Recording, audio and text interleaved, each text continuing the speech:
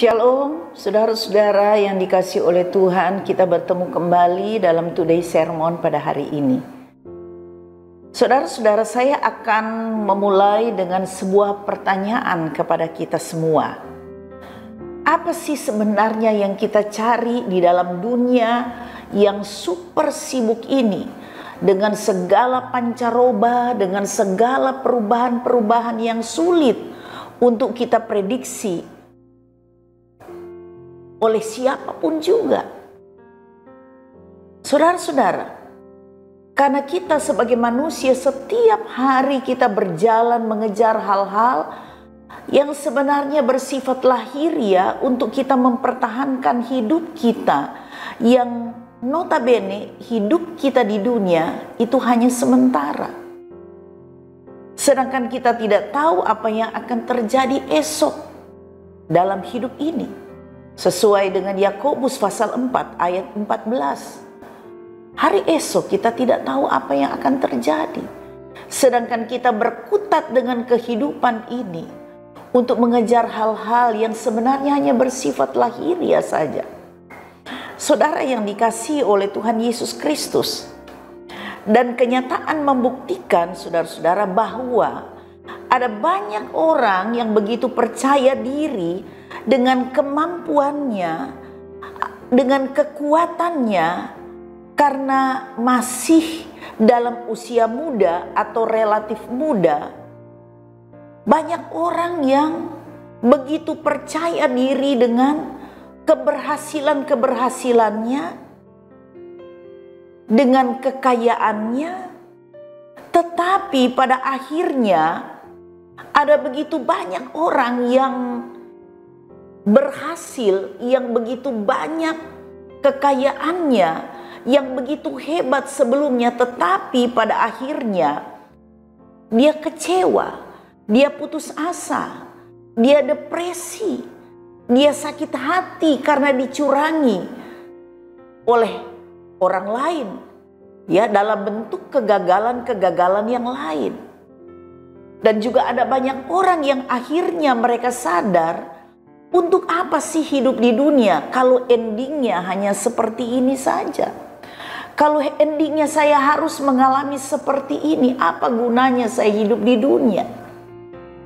Saudara-saudara yang dikasihi oleh Tuhan Yesus Kristus, itulah kehidupan manusia yang awalnya mungkin dia merasa begitu percaya diri, dia begitu merasa sebagai orang yang hebat, orang yang berhasil. Namun saudara-saudara, firman Tuhan mau mengajarkan kepada kita melalui sebuah peristiwa yang terdapat di dalam Lukas pasal 5 ayat 1 sampai ayat yang ke-6. Demikian firman Tuhan. Judul perikopnya ini adalah penjala ikan menjadi penjala manusia. Itu judul perikopnya, ya. Demikian firman Tuhan. Pada satu kali Yesus berdiri di pantai Danau Genesaret, sedang orang banyak mengerumuni dia hendak mendengarkan firman Allah. Ia melihat dua perahu di tepi pantai. Nelayan-nelayannya telah turun dan sedang membasuh jalannya. Ia naik ke dalam salah satu perahu itu, yaitu perahu Simon, dan menyuruh dia supaya menolakkan perahunya sedikit jauh dari pantai. Lalu ia duduk dan mengajar orang banyak dari atas perahu. Setelah selesai berbicara, ia berkata kepada Simon, "Bertolaklah ke tempat yang dalam dan tebarkanlah jalamu untuk menangkap ikan." Ayat kelima, Simon menjawab, "Guru, telah sepanjang malam kami bekerja keras dan kami tidak menangkap apa-apa. Tetapi karena engkau menyuruhnya, aku akan menebarkan jala juga." Dan setelah mereka melakukannya, mereka menangkap sejumlah besar ikan, sehingga jala mereka mulai koyak. Saudara-saudara yang dikasihi oleh Tuhan Yesus Kristus, di sini diceritakan sebuah peristiwa di mana saudara-saudara diceritakan bahwa Simon Petrus dan kawan-kawannya telah sepanjang malam mereka telah bekerja keras untuk menangkap ikan di tengah laut, di tengah danau Genesaret atau danau Galilea. Tetapi mereka tidak mendapatkan apa-apa. Sedangkan saudara-saudara tahu Simon Petrus dan kawan-kawan adalah merupakan nelayan-nelayan profesional pada saat itu ya, pada saat itu.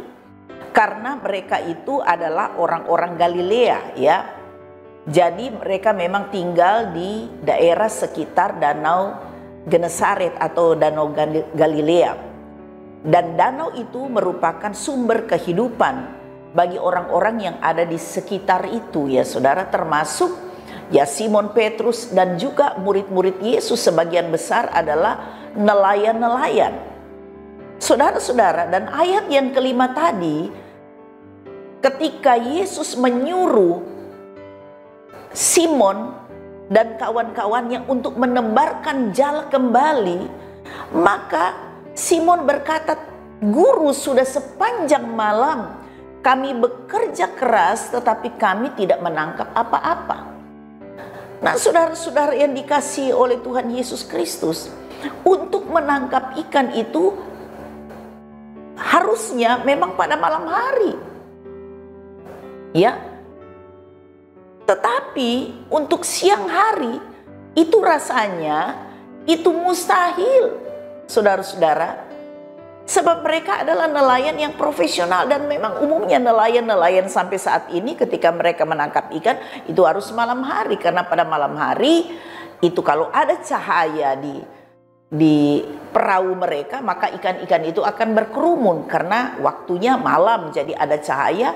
Ikan-ikan langsung berkerumun di terang ya, mencari terang, dan di situ mereka ya para nelayan gampang untuk menangkap ikan-ikan. Tetapi kalau pada siang hari ikan-ikan pada menyebar semua. Nah, sedangkan malam hari saja mereka sulit untuk, atau mereka tidak menangkap ikan seekor pun, apalagi pada siang hari. Saudara-saudara yang dikasihi oleh Tuhan Yesus Kristus. Tetapi saudara-saudara, karena Yesus yang menyuruh mereka untuk menebarkan jala, apa yang terjadi? Saudara-saudara, di dalam ayat yang ke-6 firman Tuhan itu berkata, mereka menangkap ikan begitu banyak ya. Sehingga mereka harus memanggil teman-teman yang lain untuk membantu mereka karena begitu banyak ikan yang mereka tangkap, saudara-saudara. Sehingga dikatakan jala mereka itu mulai koyak. Mereka membuat jala itu bukan sembarangan, itu harus kuat ya. Tetapi karena ikannya itu begitu banyak dan besar-besar, maka jala mereka mulai koyak. Saudara-saudara yang dikasihi oleh Tuhan Yesus Kristus, apa yang firman Tuhan mau sampaikan kepada kita semua? Hal yang pertama adalah firman Tuhan menghendaki supaya kita mencari sumber berkat itu. Carilah sumber berkat. Siapakah sumber berkat itu? Saudara-saudara sekalian, sumber berkat itu nyata. Dalam pembacaan kita itulah Yesus. Dia adalah Tuhan. Jadi carilah sumber berkat, carilah Yesus, carilah Tuhan. Karena saudara-saudara, apa yang mustahil bagi manusia, tetapi bagi Allah, bagi Yesus tidak ada perkara yang mustahil.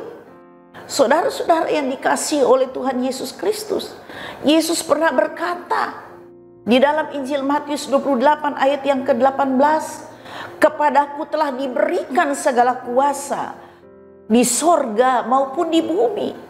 Dia adalah penguasa alam semesta, penguasa sorga dan penguasa bumi. Karena itu carilah sumber berkat itu. Di dalam Amos pasal 5 ayat 4 dan juga ayat 6. Di situ firman Tuhan berkata, carilah Tuhan, maka kamu akan hidup. Cari lebih dahulu sumber berkat itu. Bukan cari berkatnya dulu, tetapi cari sumber berkat. Tuhan Yesus pun pernah berkata di dalam Injil Matius pasal 4 ayat 4, manusia hidup bukan dari roti saja, tetapi dari setiap firman yang keluar dari mulut Allah. Matius 6 ayat 33 Tuhan Yesus berkata juga, tetapi carilah dahulu kerajaan Allah dan kebenarannya. Maka semua yang kita butuhkan untuk hal-hal yang jasmani, Tuhan akan tambahkan kepadamu. Saudara-saudara yang dikasihi oleh Tuhan, itulah sebabnya firman Tuhan mau mengatakan kepada kita semua, yang pertama, carilah dahulu sumber berkat itu. Murid-murid Yesus mencari, ya, dengan berupaya, berusaha keras untuk mencari ikan, tetapi mereka tidak mendapatkan apa-apa, saudara. Nanti Yesus yang menyuruhnya, padahal pada waktu Yesus menyuruhnya itu sebenarnya sudah seperti, ya, sudah situasinya tidak memungkinkan lagi karena sudah siang hari. Tetapi karena si sumber berkat, pemberi berkat itu yang menyuruhnya, maka mereka mendapatkan ikan yang begitu banyak. Saudara-saudara, jangan kita buang-buang waktu karena kita merasa bahwa kita mampu bekerja, kita mampu atau kita adalah orang yang bisa banting tulang, ya, bekerja dengan luar biasa, kita sudah pengalaman, sehingga kita menyingkirkan Tuhan, kita mengabaikan Tuhan, saudara-saudara.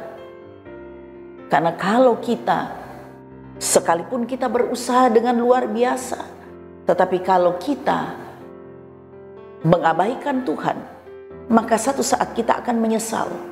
Karena penyesalan selalu datang di belakang. Karena itu, hal yang pertama, carilah sumber berkat itu. Hal yang kedua, saudara-saudara, berkat datang ketika kita bertindak untuk taat. Saudara-saudara, ayat yang kelima, ya, ketika Yesus berkata kepada Simon, bertolaklah kamu ke tempat yang lebih dalam lagi dan tebarkanlah jala. Saudara-saudara, sebagai manusia, Simon mungkin merasa itu tidak akan mungkin. Tetapi apa yang dia katakan, saudara-saudara, ya, Simon menjawab, sekali lagi saya baca dalam ayat yang kelima, Guru, telah sepanjang malam kami bekerja keras dan kami tidak menangkap apa-apa. Saudara-saudara, tetapi karena Engkau menyuruhnya, aku akan menebarkan jala juga. Saudara, sekalipun mungkin ada kebimbangan, apakah ini betul saya akan berhasil, tetapi dia bertindak untuk melakukan apa yang Yesus katakan. Dan saudara-saudara, firman Tuhan mencatat hasilnya luar biasa karena dia bertindak untuk taat. Saudara yang dikasihi oleh Tuhan, saya bisa simpulkan bahwa sumber berkat itu adalah Yesus. Karena dia adalah Tuhan. Tuhan Yesus berkata tadi bahwa segala kuasa telah diberikan kepadaku baik di sorga maupun di bumi. Dia adalah Allah. Yang kedua, ketika kita menjauhi hadirat Tuhan, ketika kita jauh dari Tuhan, itu berarti bahwa kita menjauh dari sumber kehidupan. Kita menjauh dari sumber berkat. Karena itu carilah sumber berkat itu. Dan yang kedua, berkat itu datang ketika kita bertindak untuk taat pada apa yang dikatakan oleh Tuhan, apa yang dikatakan oleh firman Tuhan. Tuhan memberkati kita semua. Puji Tuhan, mari kita berdoa. Terima kasih Tuhan, Engkau sudah mengingatkan kami bahwa apapun yang kami usahakan dengan kekuatan kami, tanpa campur tangan Tuhan, semuanya akan sia-sia. Mungkin kami bisa berhasil, tetapi keberhasilan itu hanya sesaat. Keberhasilan itu tidak akan membawa kami pada keberhasilan yang sesungguhnya. Satu saat kami akan menyesal. Itulah sebabnya terima kasih kalau Tuhan mengingatkan kami bahwa hal yang perlu kami cari dan yang paling urgent dalam hidup kami adalah mencari sumber dari berkat itu. Itulah Engkau sendiri ya Tuhan. biarlah Engkau di atas segala-galanya dalam hidup kami. Dan Engkau mengajarkan juga agar supaya kami mau taat, bertindak untuk melakukan apa yang Tuhan mau. Karena keberhasilan kehidupan kami adalah ketika kami mau taat pada apa yang Tuhan katakan. Jadikan kami umat Tuhan yang selalu mau taat akan firman-Mu. Dan tolong kami dalam situasi apapun juga, kami akan mau melakukan kehendak Tuhan. Terima kasih Tuhan, Engkau memberkati setiap jemaat Tuhan, saudara-saudara kami yang sudah mendengarkan firman Tuhan. Dan Engkau tahu memberikan yang terbaik bagi saudara-saudara kami, bagi kami semua. Ketika kami melakukan apa yang Tuhan mau dalam hidup kami. Terima kasih Bapa, terima kasih Roh Kudus. Dalam nama Yesus kami sudah berdoa, haleluya, amin.